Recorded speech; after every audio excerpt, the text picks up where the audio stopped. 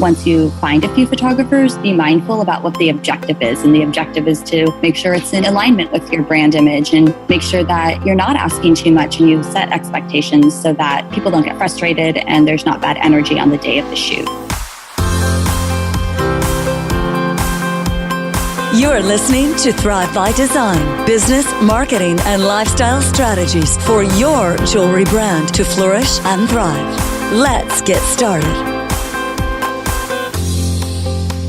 Welcome to the Thrive by Design podcast, episode 169. Today, I have one of our Flourish and Thrive grads on the show today. And I call her a grad because she's been through our high-level program. She worked with us for many years, and she went from working with us and, launching her side hustle / hobby, which she called it that, into full-time business, like literally overnight. And today, one of the things I always share Karina's story on this podcast, you probably have heard about her, but one of the things that I know and love about Karina is that she has this amazing knack for curating beautiful photography and photo shoots to help promote her brand that really tell a story and paint the picture of her brand. So I asked Karina to come on the show to kind of share her experience and kind of also share her transformation working with us like in our high level groups and sort of how quickly that can help a business grow. And she's going to share with you some really amazing tips about how to curate and create the most amazing branded photo shoot ever.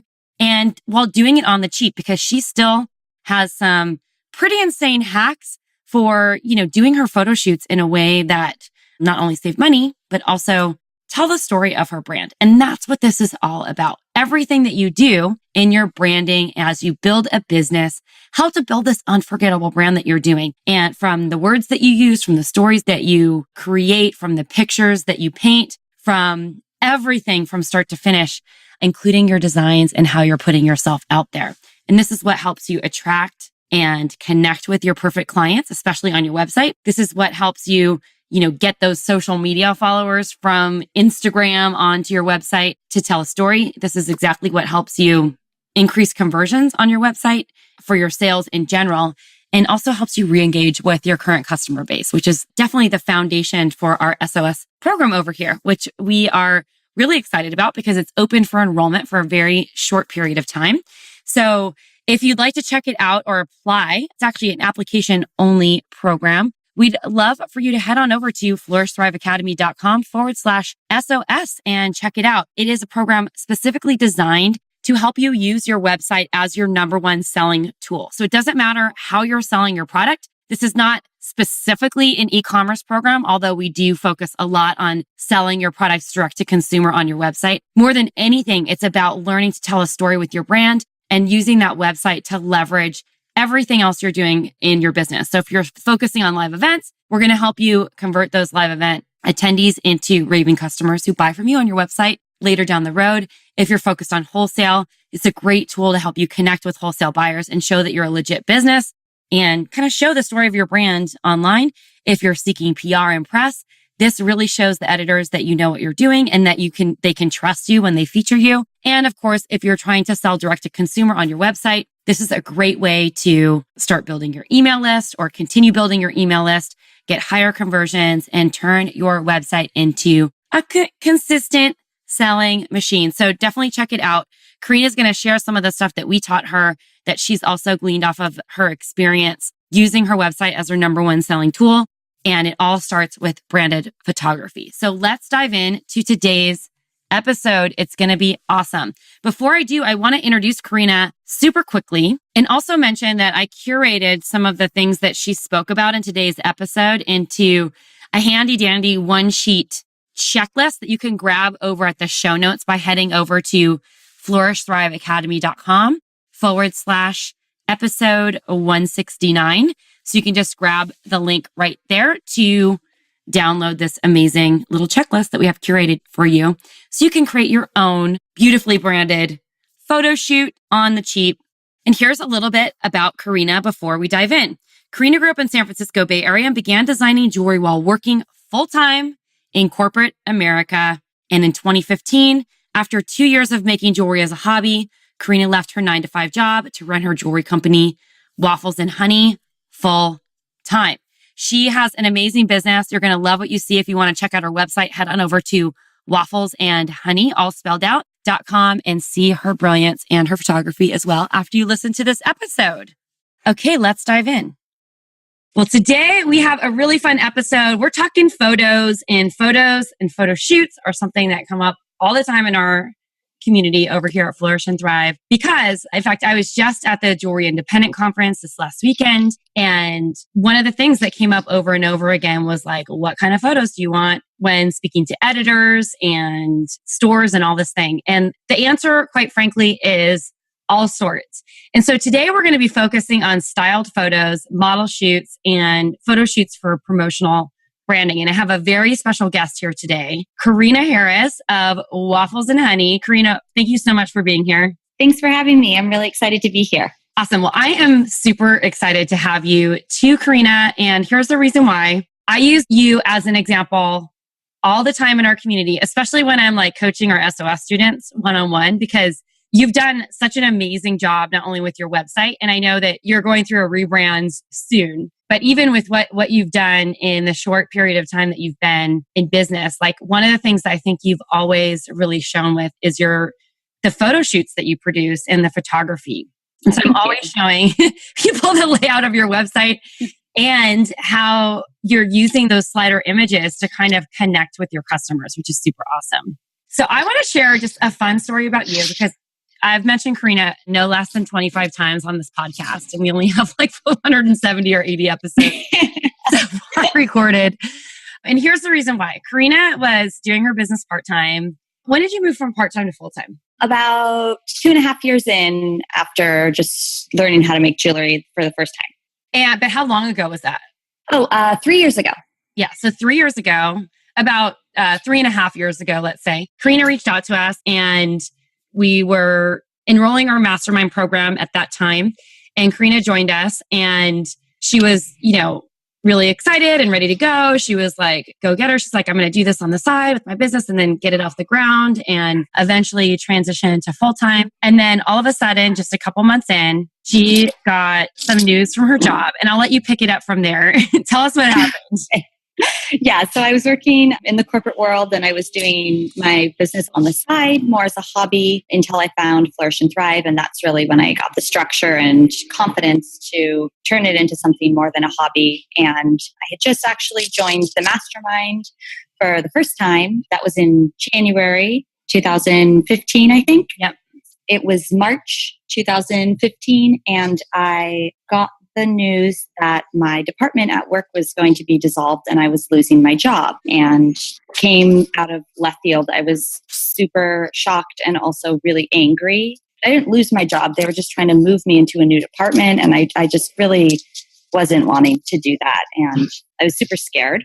And so I made the decision, mostly with the help of Tracy and Robin, an encouragement to just take a chance. And instead of going and looking for another 9-to-5 job or moving departments in the company I was at, to really just take the leap of faith and run my hobby at the time, turn it into a full-time business and just see what would happen. So that's what I decided to do. I took a very, very small severance package, which in my mind at the time was a lot, but looking back was probably should have calculated that decision more. But, I had kind of the confidence only because really of my mentors and some of my friends around me who had been on the entrepreneurial path. And I had a lot of fear. And so with that kind of fear of like, I need to make this work, I don't really have a cushion or really like a plan B. This is kind of my only option.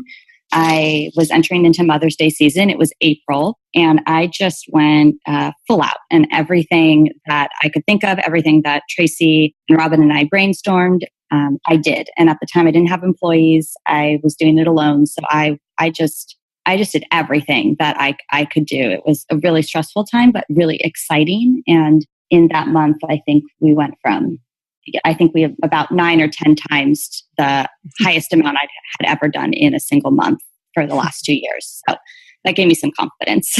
Can I share the number? Yeah, sure. Was it like $25,000?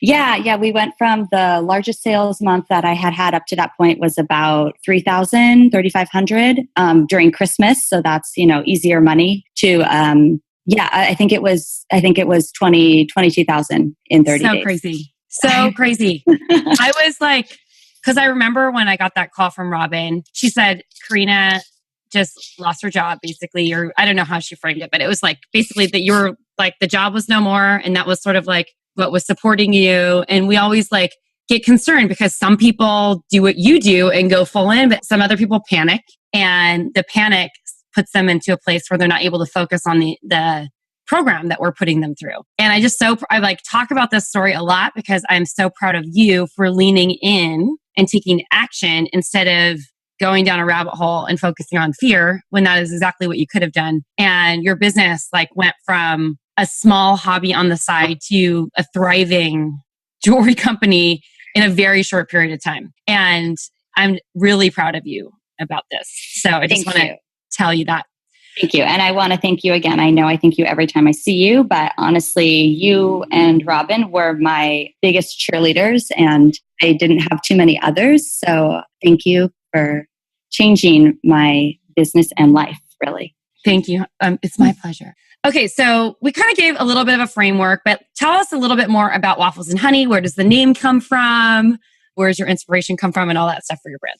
Sure. So Waffles and Honey was named after my childhood pets. Waffles was my cat, and Honey Bunny was the Welsh Corgi. So that's our logo, is the Corgi. And yeah, I grew up in a family of really creative makers. And so this kind of came naturally to me to, just start making my own jewelry. And it didn't really hit me as a viable business idea until I was introduced to Flourish and Thrive. So I was just kind of learning how to make jewelry, watching YouTube videos, and just trial and error. And that's how I got started, really. That's so cool. I love it. I love it. So one other thing, let's dive into the photography piece, because this is, maybe it's because you come from a creative maker family or something, but I've never seen someone with such great vision for photography out of the gate. Because like even before you were doing this full time, I feel like you had good styled photos. So let's talk a little bit about that.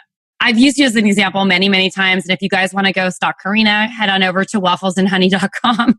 You might have already seen it if you're in our community, because I've used her as an example so many times. But she really has a wonderful knack, or you really have, Karina, a wonderful knack for telling stories through photography. So I want you to tell me a little bit more about how you plan these shoots. I know, based on talking to you, that you don't spend a lot of money on them necessarily. And especially when you were first starting out, you weren't spending a ton of money. So let's talk I want to talk first of all about how you sort of like plan the shoot. And then I'd like to dive into like how to do it on a budget.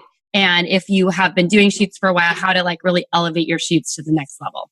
So does that sound good? Why don't we start first with like how you plan the shoot? So tell us a little bit about the steps that you take to do that. Sure. So everything is pretty systematized at this point, but it was also pretty systematized in the beginning. So I don't shoot whenever I feel like it. I shoot twice a year just to keep costs down. And because it's really organized and I shoot twice a year, I have to have everything in a row, because if I forget to shoot something, or, it's not like we're missing some images that we need 3 or 4 months later, I don't go and do another photo shoot just because of the cost of it. So it really comes down to organization and just planning ahead. So what I do is first, I kind of come up with an idea, depending on if we're shooting spring, summer collection or fall holiday. I kind of come up with an idea for what I want the theme to feel like and look like. And really what I've realized through my 5-6 years of doing photo shoots 2-3 times a year is that what really matters is if it's an on-model photo shoot, what really matters is that the clothing that the model's wearing isn't clashing or competing with the jewelry. So the jewelry, that's important. Yeah, that's something that I had to learn that I didn't realize, because I got really excited in the beginning of putting a lot of energy and attention into the location we were shooting in or the props we had. And since I make really delicate jewelry, the jewelry gets lost if the frame of the image is too far back. So it's really focusing on the details of what the crop of the image is going to look like, and then working around that. So I never get too concerned about what the background is or where we're going to be. I'm more concerned with what the the detail directly around the piece of jewelry is going to look like. And then also the lighting. Those are two things that really create the feel or look of each photo shoot, depending on the season we're shooting for. That's super cool. Yeah. Do you create like a mood board or something before this to kind of get the inspiration? Yeah. So, in the beginning, I would do it kind of like right before the photo shoot would happen. I would create a Pinterest board. I would go searching around, looking at other brands, clothing brands, accessory brands, not necessarily jewelry, just kind of getting a sense of what they were doing, the lighting they were using, the crops they were using on the images, just to get inspiration. And then as I've got it more dialed in, I actually just do this year round. Like I'm on a bunch of different email lists, and whenever I see inspiration for an image, or I'm on like Nordstroms.com or Zappos or whatever it is, I'll go to the website, just shopping personally for myself, and I'm really always looking for images that strike me that I could possibly use some component of it, and I'll screenshot it and I'll add it to a Pinterest board so that I'm not having to do so much work the weeks leading up to the photo shoot. It's just kind of, I have this library of images that I can look at, and it, for the 6 or 8 months leading up to the photo shoot, I don't have to do so much work. So I definitely have a collection of images that I always look at and add to. And since I have such a large collection, I don't use all of the images that I collect. So they've kind of stockpiled. And so I can go back to my Pinterest board of fall 2017, fall 2016, when I'm trying to plan my fall 2018, because I don't use all the image inspiration and I don't have to recreate the wheel every time. Okay, that's great advice. And I'm the worst, because like what I would do is probably like the day before be on like Pinterest. Yeah, don't do that. That's really stressful. That used to be me. I'm laughing. You're like, oh, yeah, I curate the images for 6 months in advance. And I'm like, okay. So this is just like an ongoing thing. Like when you see something that strikes you, pin it. Don't worry about if it's like right or wrong. Just like get it on the board and look at it later. Yeah, it's kind of a game. Like you're just going about normal life. And when you find something, you can add it, and then you'll be surprised, because sometimes themes really come up, and you'll have 6 months of images and you'll be like, oh wow, a lot of the images that I screenshotted or pinned are this crop or using this lighting, or you start to find some themes, and then naturally you can just draw the inspiration for the photo shoot just by looking at everything you've collected. That's awesome. So how do you find the models and the photographers? And I have follow-up questions for this, but I'm curious about how you start there. And are you paying these people? Yeah, so it's kind of been over time an evolution, but as you mentioned, I don't put a bunch of money into photo shoots. They can get really, really expensive, and I'm mindful of how much money goes into each season. So I try to stick with a really tight budget. And I mean, the way that I find a lot of my photographers is I'm just constantly asking. I like to, as I mentioned earlier, I like to kind of keep libraries of things, of resources. So I have also kind of a resource library of, as I'm out talking to friends or other artists or just networking in general, and someone mentions that their friend's a photographer, or they're starting a photography business, I'll grab their contact information and put it in a file in my email so that I have a file of resources when I'm ready to use them. And what I really ask for when I'm networking and looking, what I mention to people, I'll just constantly tell people that I'm looking for photographers, even if I'm not going to use them for 6 months or 2 months or whatever it is I'm really looking for someone who maybe is just getting started, but has a portfolio of work. Mm-hmm. I find that those people are they're the best fit because they know what they're doing. They have the equipment, but they're not charging, like a competitive professional photographer day rate. Yeah. So that's kind of what I look for. That's the criteria with the photographers, is I need to see what their past work looks like, but I'm not so concerned if they don't have a really robust portfolio. I look more for potential. Mm-hmm. And because you can guide them with your mood boards and all that stuff. Absolutely. Yeah. And it's also really important, I was going to mention this. So it's really important to ask your photographer or the photographers you're interviewing kind of a series of questions, because everyone, depending on the type of photography they do or their skill level, has a different kind of way they work. And it's most helpful to get on the same page up front before any money has been exchanged, before any mood boards have gone back and forth, is just like really getting on the same page and saying things like, what type of lighting do you prefer to shoot in? Do you prefer studio lighting where we're shooting inside and your sweet spot or zone of genius is to set up all the lighting in a dark room and create the lighting from scratch? Or do you like shooting using natural light, being outside?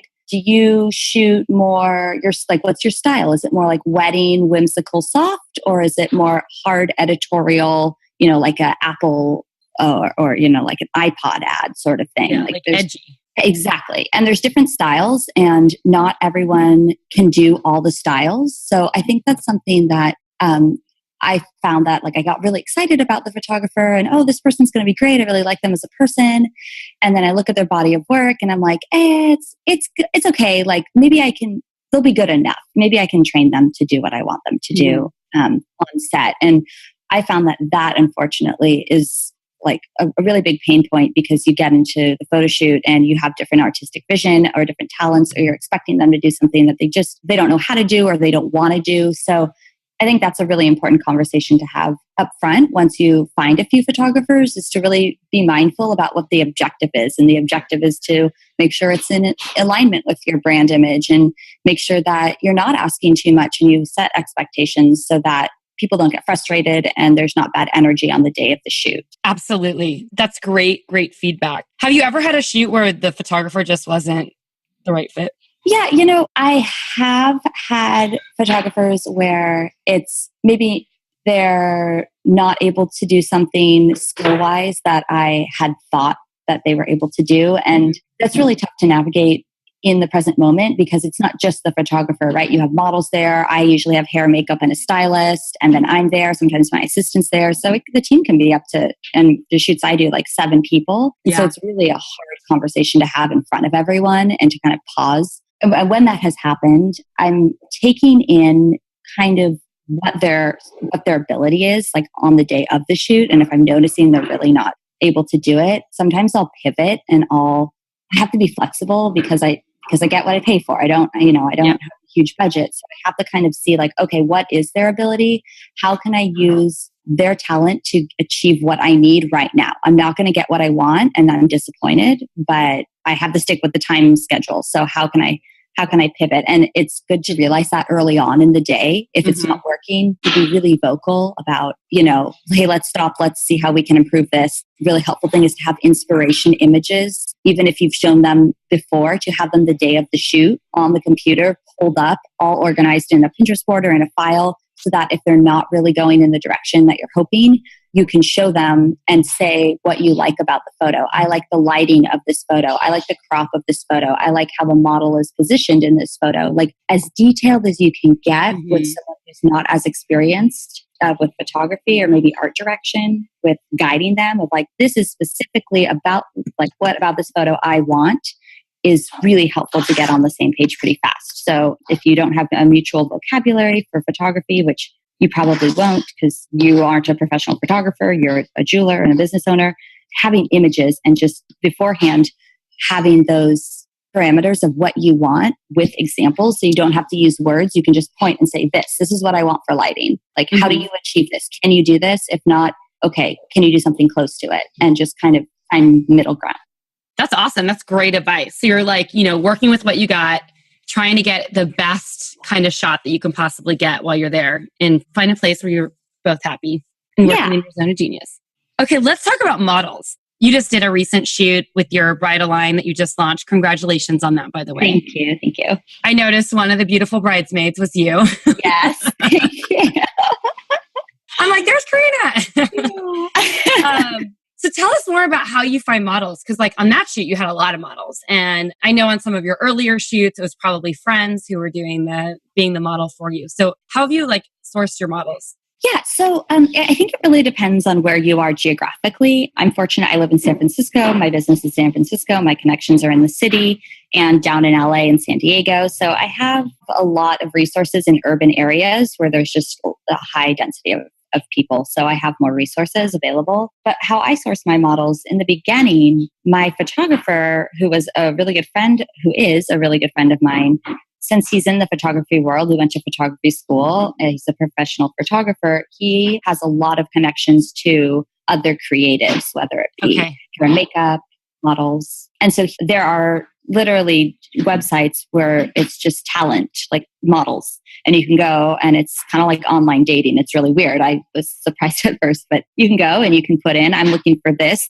height, this weight, and you can really like choose who you want. And a lot of photographers who are professional or semi-professional will pay an annual subscription fee to have access to many libraries of models in the area that you want. And you can find people, you can put in the budget you're willing to pay. If there's no budget, the trade value or what they can get out of it. You can get really creative because there's a lot of people just wanting to build their portfolio. So I would check with the photographer before you go and do all of this legwork, even if they're not that experienced, just see, maybe they've worked with models in the past that they can recommend. And maybe they have subscriptions to these model boards that they can give you access to or find for you. A lot of the photographers that I've used, it's what they do day and night. And so they do know other people who are in the same profession that can help you. Awesome. And as I always say, and Robin says the same thing too, if you have a pretty cousin who knows how to take a good selfie, maybe she's a good one. Totally. And one thing I would say about that is I've noticed that in terms of doing something like on the cheap, so it's not really, I wouldn't ever recommend getting everything cheap. I would find at least one person, and this could be you after a while, like now it's me, but one person who's extremely experienced in whatever it is they do. If the photographer isn't experienced, you want to get a model who's experienced. Yeah. The model will know just ever so slightly how to move her lip, how to flare her nostril, these things that we don't even realize. That flare the nostril. Wow. Like really weird things. And they just can, they do it. They know how to move and work their body in a way that's like exactly what you want. And so if the model is experienced, but the photographer's not, that's okay. You can work with that. If the photographer's experienced, but the model isn't, that's okay. The photographer will probably know if he or she has shot other people before, how to position the model. Or if you get a stylist, and the stylist is really good at, helping with art direction, just someone who's been doing it for a while, regardless of who it is on the team, having one person who's experienced really helps make it look a lot more polished, because you don't need to have everyone being professional, but having one person knowing what they're doing is super helpful. Much better. I remember years ago, one of our designers, Sarah, she had a model. I'm not going to say the last name or the brand just because I'm crack a little joke here, but she had a model that she found that she did, some sort of trade with, which was great. But the model had one look, and that was like, that duck lip kind of like puppy lip thing. Like that was the only look. And so we were joking after the shoot. I'm like, your model only has one look. Like no matter how her body was turned, like her face always looked exactly the same, which I think it's important. Like I remembered that because this model that she hired was someone who was an aspiring model at the time. But I think it's funny because you're like, if the model's professional, she knows how to flare her nose. I'm like, I didn't even know that was a thing. Yeah, it is.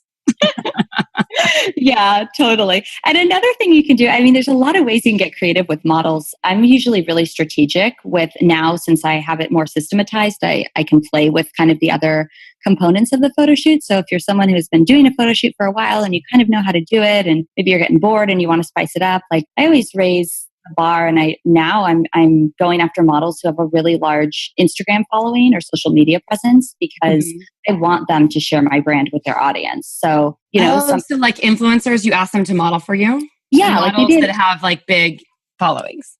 Exactly. And you don't have to know the person. Like I'll just DM them and I'll say, hey, you're in San Francisco or you're in LA. I'll come down to LA. Would you like to model for this jewelry shoot? And then just a lot of them will reply because they just want professional photos taken of them.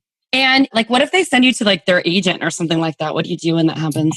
Yeah, that's a great question. So anytime photographer or talent, whether it be a model or hair and makeup or stylist, says, thanks for contacting me, let me send you to a middle person, like a middleman. For me, that I usually say, I don't think this is a great fit for me, because when that comes into play, the agent is definitely going to want to take a cut. And in that case, it really comes down to money. And we don't, to be transparent, we don't pay our models. We've never paid a model. We don't pay our hair and makeup, and we don't pay our stylist. The only person that Really? I've ever paid. Yeah, I don't pay anyone. It's all trade except for my photographer. Wow, that's awesome.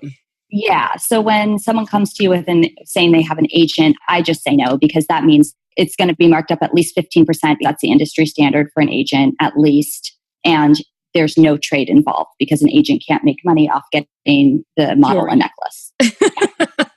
Yeah, exactly. So how do you, okay, let's talk about this, because you're negotiating fees with, because the makeup artist wants to get photos that they can use to show like the kind of work that they can do. And, I just did a shoot in San Francisco last week where I saw you, and I paid for my hair and makeup with a makeup artist that I've been using for a while. And I did barter with the photographer only because she is a jewelry client of mine and she asked for it. So I was just like, okay, because she wanted to get a wedding band for her husband, long story short. And I know that at this point, she's such a good photographer that I'm getting the good end of the deal. She probably charged me a lot more than she had in the past, and she's an amazing photographer. But that's not the usual. Like, I'm usually paying for the photographer or there's like a different deal. Like, I'm doing another shoot here in New York in a couple of weeks that will include some jewelry stuff and stuff like that includes the hair and makeup. So all these people have like different arrangements. I'm going a little bit on a tangent, but I'm going to bring it back. So how do you like negotiate the barter package, like what it's going to be? Well, so it takes a little bit of upfront work just because, you're trading, you're not paying them. So when it comes to bartering, what I find is if you continue to use the same person, unless they're totally in love with your brand and want to collect everything you make, it usually after 1 or 2 shoots, they'll say, I'm not working for trade anymore. This is my day rate. And so they'll ask for money. And so because I know that happens and I understand why they wouldn't want to continuously work for trade, I'm constantly looking for new talent, constantly looking for new models, new hair and makeup. And it's a little bit of a challenge because once you find someone that you really like and you trust, you're like, I really want to work with them again because it would be so much easier and it's safe and I know. So I'm not saying that you shouldn't, but I'm just saying that I'm really like budget is my number one concern with my photo shoot. So I'll find hair and makeup, and typically the first resource that I go to for finding hair and makeup is the photographer. I always hire the photographer first. We set a date because the talent is the hair and makeup and the models. They're always more last minute than the photographer. The photographer typically likes to book out, and the hair and makeup and model I found one photo shoot, we hired the model the day of because one of our models flaked. So, oh my gosh. Yeah, models in general, if they're rather flaky, which not to stereotype, but I've found that photo shoots are always changing. So it's not their fault. They had a gig and then the gig was canceled. And so now they're available, or they cancel on you because of whatever reason. So I always get canceled on with my models, and it's a little bit frustrating, but it's kind of the nature of the game. Mm-hmm. So I'm always looking for new models. I'm always looking for new hair and makeup. And again, I start as soon as my fall collection is shot, I start sourcing for my spring collection. I start asking the models, hey, do you have any other friends, hair and makeup? Hey, do you know anyone? I'll go on local wedding blogs of people who, or Instagram, like I'll search the geolocation of hair and makeup, wedding hair and makeup, or makeup artist, or something like that, just based on location. And I can usually find people that way. But again, a lot of the time the photographer will already have resources. And since I use new photographers pretty often, it's always new talent that gets introduced to me. And I'll just say before I go do the legwork, what hair and makeup artists do you know? What stylists do you know? What models do you know? And sometimes it's included in their day rate fee they charge you. So no need to go and do the work if you're already paying for it. Absolutely. That's awesome.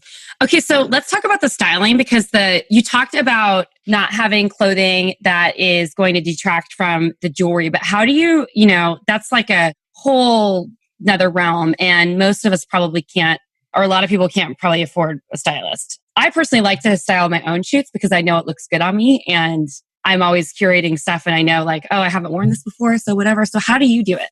And I know you're not the subject, but how are you shooting for models or planning for models? In terms of wardrobe or in terms of using a stylist? So how do you plan the wardrobe? Do you use a stylist, or do you do something else? Okay. So in terms of wardrobe, since I'm like you and I feel like I know my brand best, and I know since I do it all the time, I kind of know what works and what doesn't. I still use a stylist, but I go and I source all of the outfits. So I'm the one who chooses the outfits. And if the stylist offers, I will take her up on it if it's not an extra fee. And also if I, in addition, am sourcing. I never just let the stylist source the clothes. I need to have like the backup outfits if what she brings doesn't work. So I would recommend always, you know your brand best. So that's something that I don't let go of control of. I don't outsource the selection of outfits. So the kind of in the workflow order is I first find my model because I need to know what size she wears. So I ask what size dress, what size shoes, what size top, what size pants, what size swimsuit. Those are the questions I ask. Okay. And then, I go and I usually use clothing that's not patterned,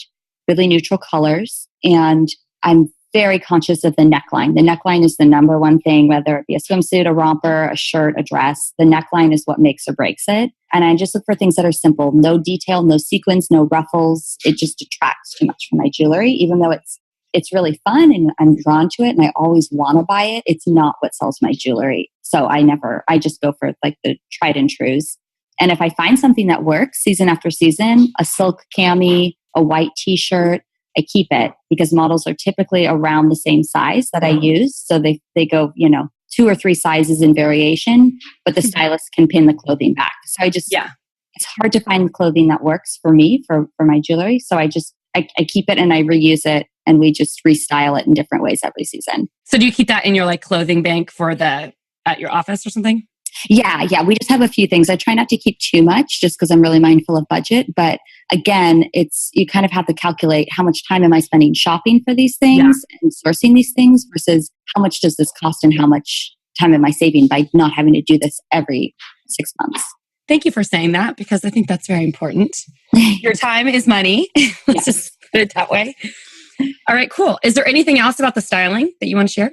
I think, once you find the outfits for the model, things that you might want to think about are, okay, so what colors do I have her in? What color underwear should I ask her to show up in? I know it's kind of awkward, but models are used to being touched and directed and, naked and all sorts of things that you're like, oh, this is kind of weird. But the more direction you can give them. So I typically say, please wear nude underwear, nude bra, strapless, because I have a few different tops or things I want them in. And then I also am really cognizant of their bra size, really, because a lot of things, the majority of the pieces I sell are necklaces. And if she has a larger chest, I'll buy different outfits than I would if she had a smaller chest. So chest size is what I found is really important to kind of hash through because that kind of, it sets a tone for your brand. You don't want too much. You don't want too cleavagey. Yeah, or maybe you do, and then you buy something different. So underwear is something that I would be mindful of, and also nail color. I always ask my models to show up wearing a nude color nail because we sell rings, and I don't want them to show up with like a hot pink or like really long acrylics. That's totally not on brand for my brand, and it's something that maybe they don't think about, or maybe I wouldn't think about. And if we don't have hair and makeup coming, I'll ask them specifically, please show up with your hair like this. Please let me know if you've gotten a haircut since these photos of what you look like that you sent me. Yeah. I want to know what I'm getting day of. I don't want to be surprised. And then I'll know if I should ask them to wear their hair natural or if I should pay to go get their hair done at like a blow dry bar. And I'll ask them, how comfortable are you doing your own hair and makeup? Can you send me images of where you've done your own hair and makeup? What's your natural versus straightened versus curled hair look like? Yeah. Don't be afraid to ask. If you're paying them, you're giving them product and they want to show up for you so that you'll share the images and they'll get more publicity. Like they really want to make this work for you too. So you just need to be assertive and kind, of course, in what you want, but people just need direction a little bit, I find. So don't be afraid to speak your mind. That's awesome. So my next question was going to ask you the key to planning a successful shoot that's stress-free. I think you kind of outlined this for us though. So I would love to know if there's anything else. Like what I'm getting is, number one, start planning 6 months in advance, do your research and start curating photos, find the model or find the photographer first, and then look for the models because they're more last minute. Give the models a lot of direction and shop the wardrobe of the look and feel that you want to get. And a lot of that has to be is based on like the model size and bust size and all that stuff. Is there anything else that you would add to make this like super easy? Yeah, there are a few things. The first thing that I would do is, and I've learned this the hard way, so I hope this comment helps someone out there and someone will do this. Please have a contract with your photographer and all of your talent. The photography world, especially people starting off, there's definitely different ways that people work, and you just want it up front. If a photographer comes to you, I've had this happen recently, a photographer comes to you after they've delivered the images, it was a great shoot, everything's beautiful, and they're saying, hey, why aren't you tagging me on social media?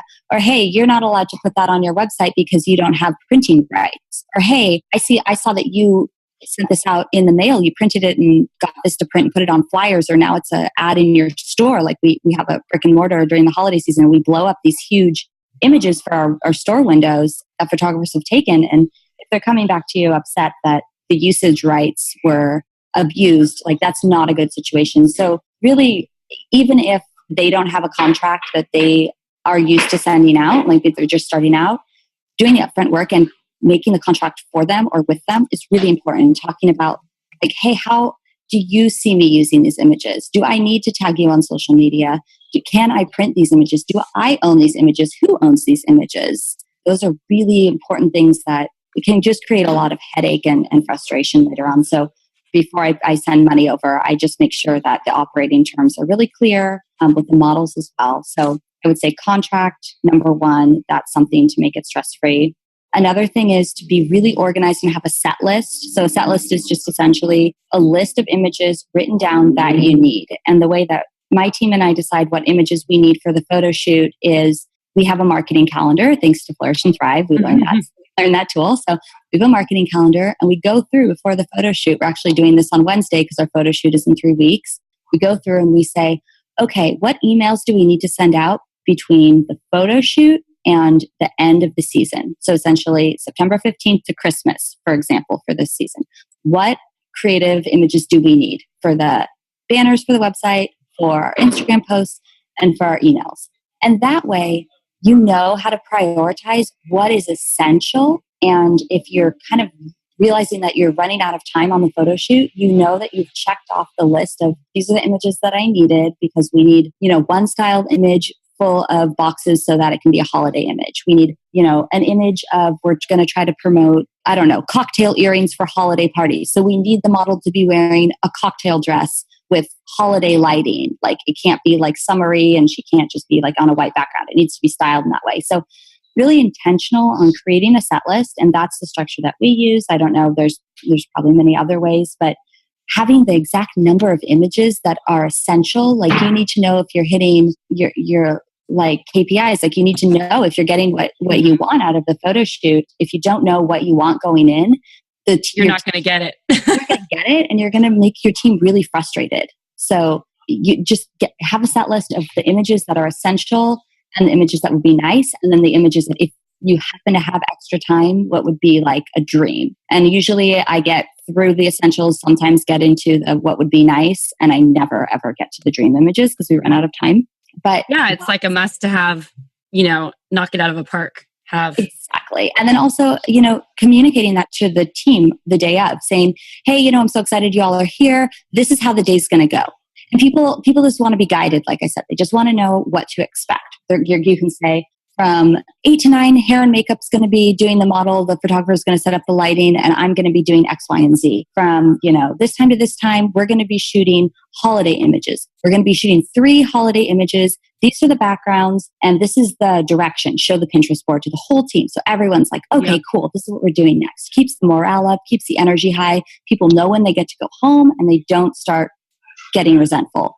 Another thing that I would say is little things go a small way. I buy my team lunch every time. It's a different team every time. Mm-hmm. It's a $50 lunch maximum for 7 people.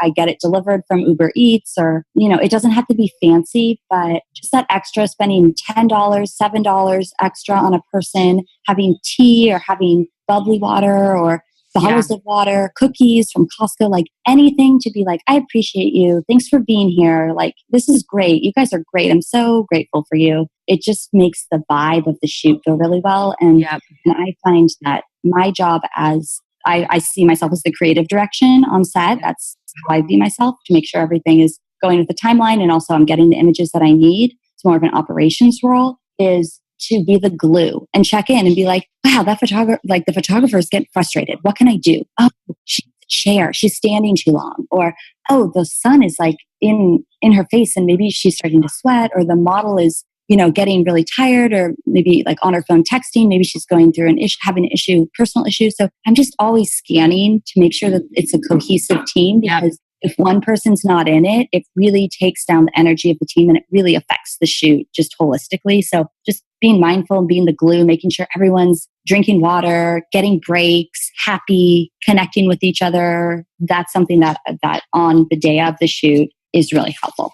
That's awesome. Karina, this is amazing. I was taking notes because I'm doing another shoot and I'm like, I know that the photographer's got it handled because this is what she does for a living. But I was like, we just did a bunch of maker videos over here at Flourish and Thrive. They came out amazing. And I was the creative director on it. And I'm handing it off to other people because I just, my time's limited, because we want to be able to do the same thing for the other members of our community. And I just think it's so fun to see like how other people process this and how they kind of approach like creative direction. And so thank you for sharing this. And I hope that you've all learned that like having a successful shoot does take organization. And Karina is like definitely a highly organized person, which is amazing. But just start where you are. If you can gain some of these tips so that you're feeling stress-free and you're at a place where you can kind of glean on some of the tips that Karina has for hiring models and photographers and makeup for barter. Like this is just a great way to get started and create an amazing shoot. So Karina, where can everyone find you? We are on Instagram, Waffles and Honey, all spelled out, and then wafflesandhoney.com. And if you want to ask me any questions or need advice with Photoshoot or anything else business-wise, feel free to just push contact us on my website. It goes to my personal email. And I love hearing from Flourish and Thrive community members. Always happy to help. Thank you so much, Karina. Have an awesome day. Thanks everyone for listening today. Thanks, Tracy.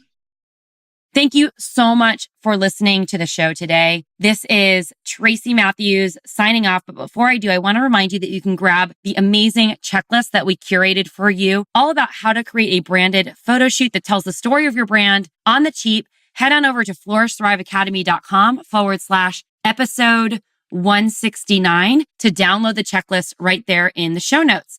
And if you haven't done so yet, I would love for you to subscribe to the podcast. You can head on over to wherever you listen to podcasts, obviously. Make sure that you hit that subscribe button and give us a little rating or review. This lets us know that you like what we're doing and gives us a little insight into what you're loving the most so that we can produce more of that and create more of that. Anyway, this is Tracy Matthews signing off. I hope that you got a lot of value out of today's episode. Take care until next time. I am super pumped to watch your business flourish and thrive, just like Karina's did. And if you're interested in learning more about our SOS program, you can head on over to the show notes and we'll definitely have a link over there. All right, signing off. Take care.